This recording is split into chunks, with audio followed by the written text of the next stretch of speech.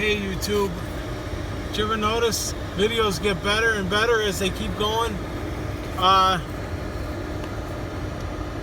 This gear right here, this has to be movable, and it wasn't. It was stuck in the hot position, which is that way, and it still feels a little sticky, but at least it's moving.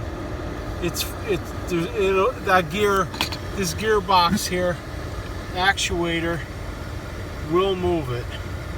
This baby's strong. I'm not getting this to move right now. I don't know if that crapped out too. I thought I saw it moving before. That's all right. I'm gonna buy another one for $30. This job wasn't too bad.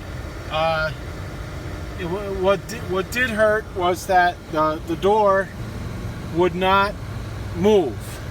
So this was the end result.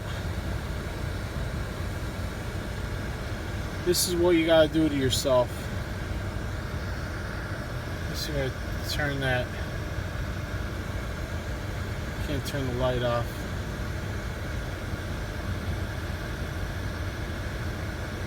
There it is. That's how hard I had to push my hand in there, grab it, and keep turning it, and I couldn't turn it.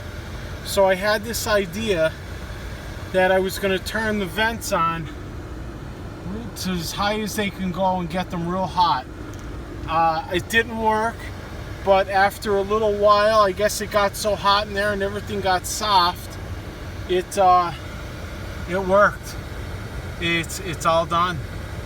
So now we're going to combine what everybody else did in the videos. These stupid screws are going, so we don't have this problem again.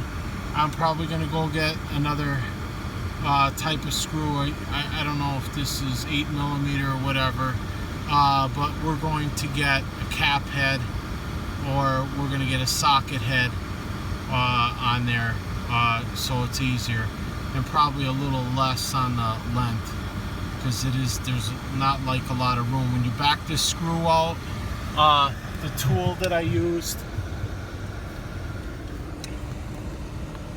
there it is there.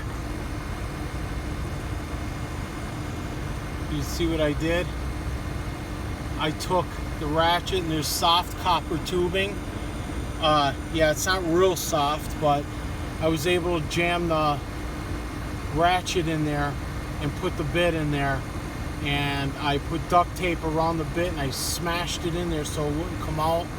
I tried gluing it in there, but that didn't work. But that worked. It wasn't bad at all.